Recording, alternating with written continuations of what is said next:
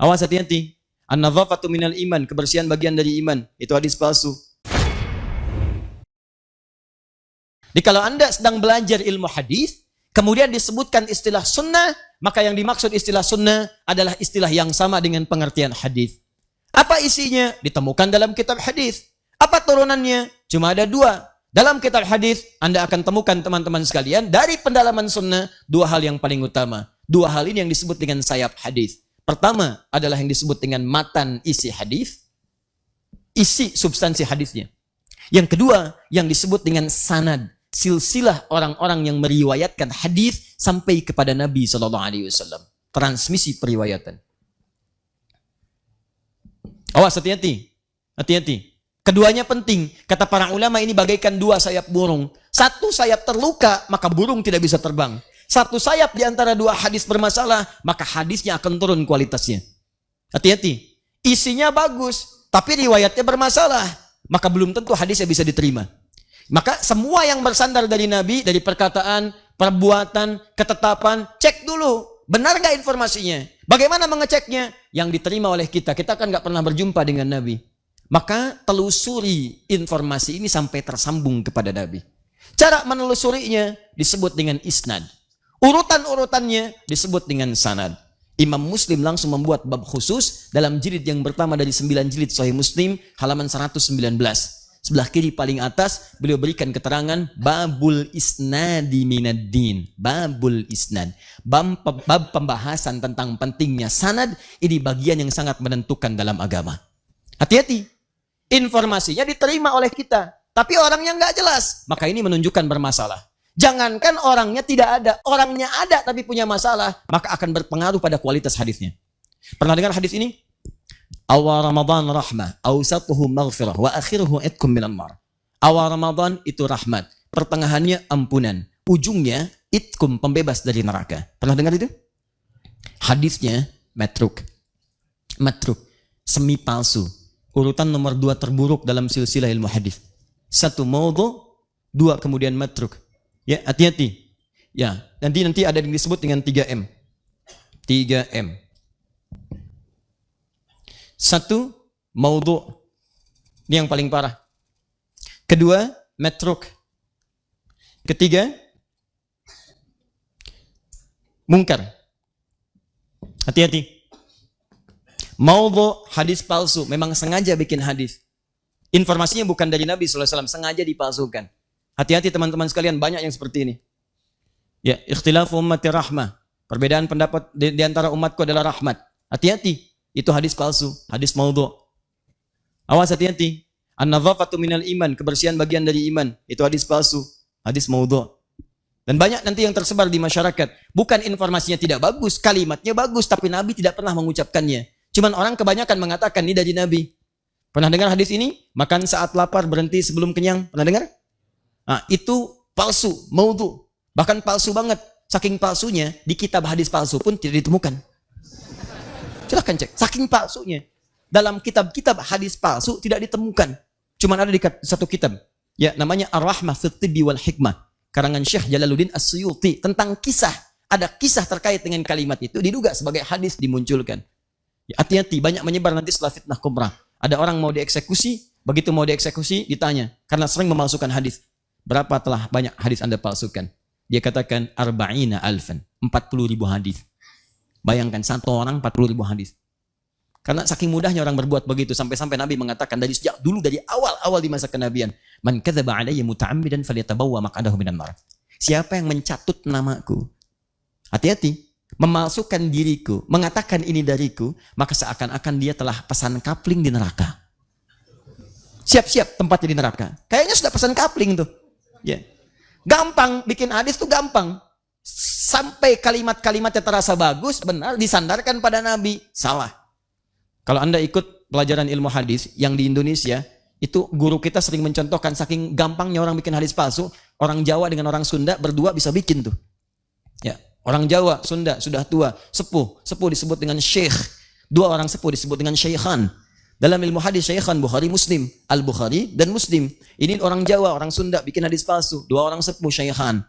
bikin hadis. Apa bunyinya? Qala afdalu dahri bi faisil laili kucifa wa kulifa wa ubina hatta karu saudahu fa idza bukhila faduriba unuqu thalatha marat hatta utiha rawahu syaikhan.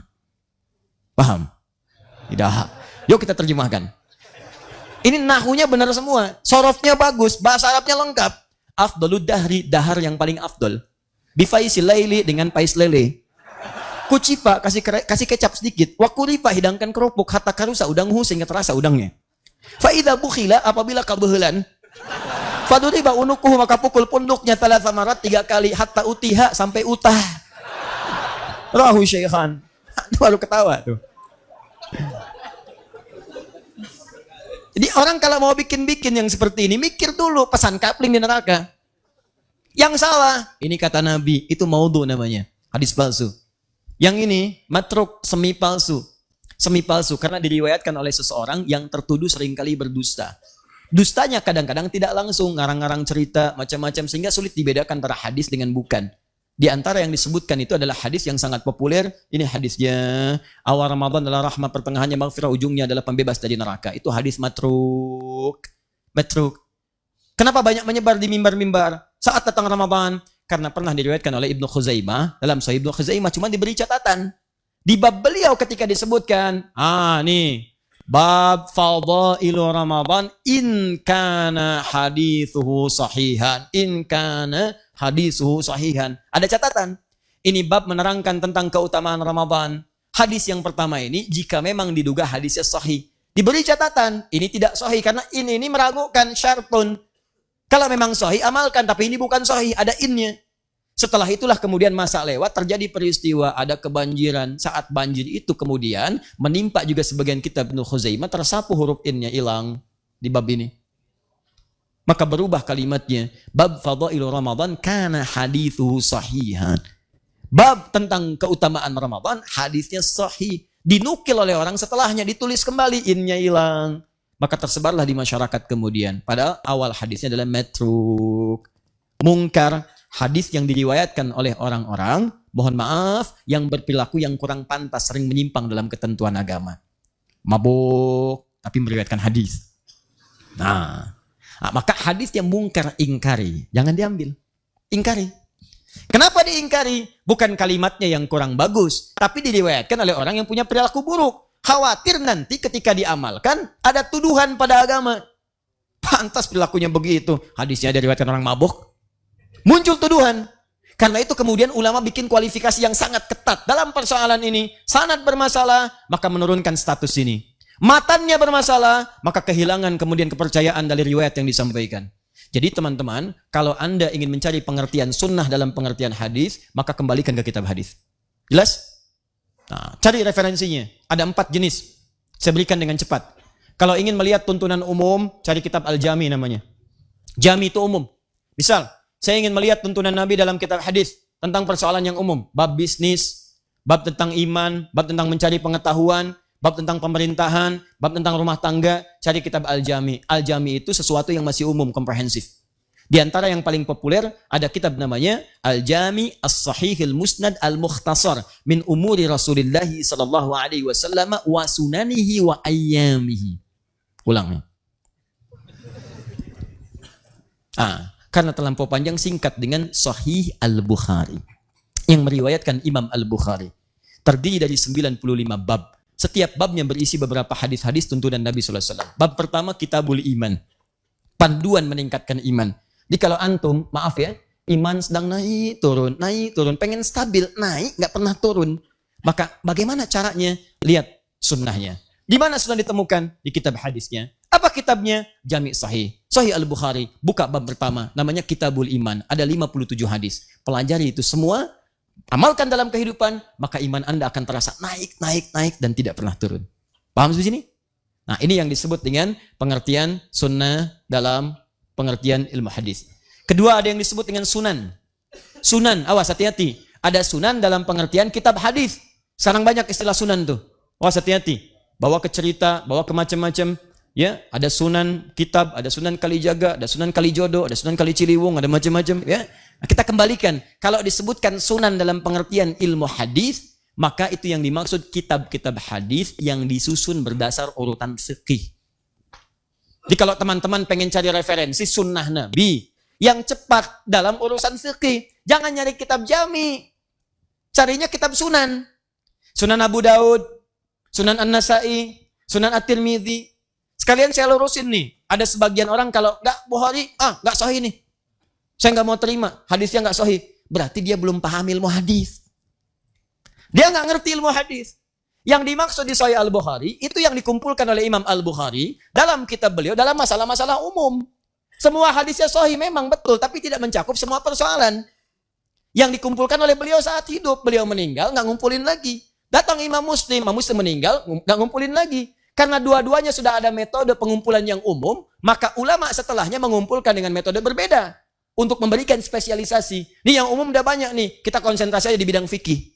Ketika hadis-hadis dikumpulkan, khusus dalam bidang fikih, maka berubah istilah menjadi sunan namanya. Nah, Anda kalau pengen cepat belajar fikih dari tuntunan sunnah, referensi hadis, maka cari kitab sunan. Misal, Sunan Abu Daud.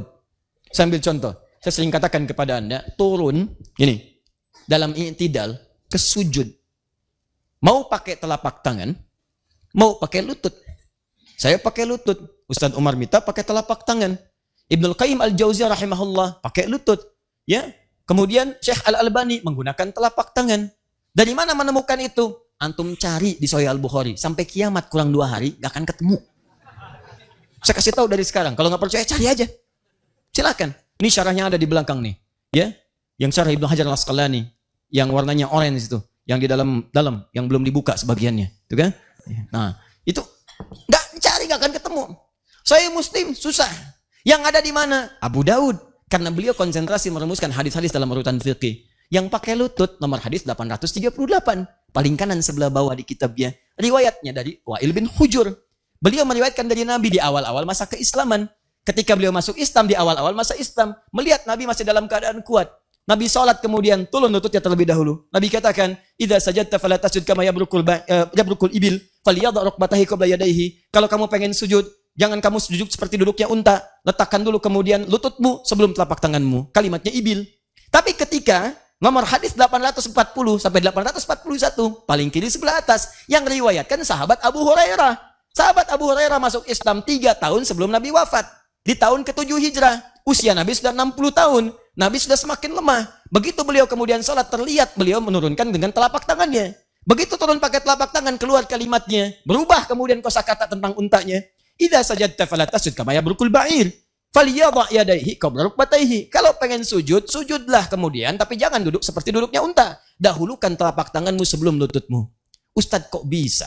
2 hadis ini kok bisa seakan-akan bertolak belakang? Paradoks. Yang satu bilang pakai lutut, yang satu bilang pakai telapak tangan. Mana yang benar, Ustadz? Cek, hadisnya di mana? Kitab yang sama. Yang meriwayatkan siapa? 2 orang berbeda. Maka kalau Anda temukan beberapa hadis dalam satu peristiwa kelihatan tidak sama, maka rumus hadisnya kumpulkan keduanya. Dikumpulkan disebut al-jamu'. Ambil faidah darinya disebut at-taufiq. Maka dalam kaidah nanti ilmu hadis ada istilah disebut al-jam'u wat-taufiq. Kumpulkan, ambil petunjuknya, dilihat. Allahu Akbar. Teman-teman, ternyata indah sekali kesimpulannya. Kata para ulama hadis, Nabi mempraktikkan menggunakan lutut di awal-awal masa. Ini menunjukkan bahwa boleh Anda menggunakan lutut saat Anda akan turun dari i'tidal kepada sujud. Tapi di akhir-akhir kehidupan beliau terlihat lemah. Masalah orang pertama saat lemah itu pada lututnya. Maka beliau alternatif gunakan telapak tangannya. Maka turun menggunakan telapak tangan. Karena itu pada yang pertama disebut ibil, unta biasa. Karena unta nanti ada 4 sampai 5 istilah. Ada ibil, unta umumnya. Ada jamal, unta jantan. Hatta yajal jamalu fi samil khiyat. Ada naqah, unta betina. Naqatallahi wa suqyaha fakadzabuhu fa'aqaruha fadamdama alaihim rabbuhum. Ya, dan seterusnya ayat. Kemudian ada yang keempat, ba'ir. Ba'ir itu unta tunggangan yang punya beban. Nah, yang tadi unta turun, jangan seperti unta dahulukan telapak tangan disebutkan ba'ir. Yang dahulukan lutut disebut ibil, yang tidak punya banyak beban. Artinya apa? Nabi ingin memberikan gambaran bahwa kalau mau sujud silahkan cari 2 alternatif. Boleh pakai telapak tangan, boleh pakai lutut. Jangan juga simpulkan dengan kesimpulan yang keliru. Kalau ada orang menggunakan telapak tangan, berarti dia sudah sepuh, sedang punya beban. Belum tentu. Karena ada atlet yang cedera lututnya. Ya, kemudian karena ada beberapa orang yang tidak mungkin pakai lutut, ada bermasalah, maka turun pakai telapak tangan. Kesimpulan hukumnya, sujud turun, boleh pakai telapak tangan, boleh pakai lutut. Jangan bicara yang macam-macam. Begitu turun pakai telapak tangan, sepuh. Lain. Begitu turun pakai lutut, kayak unta. Anda cuma baca satu hadis. Lutut boleh, telapak tangan boleh. Yang salah yang pakai kepala duluan.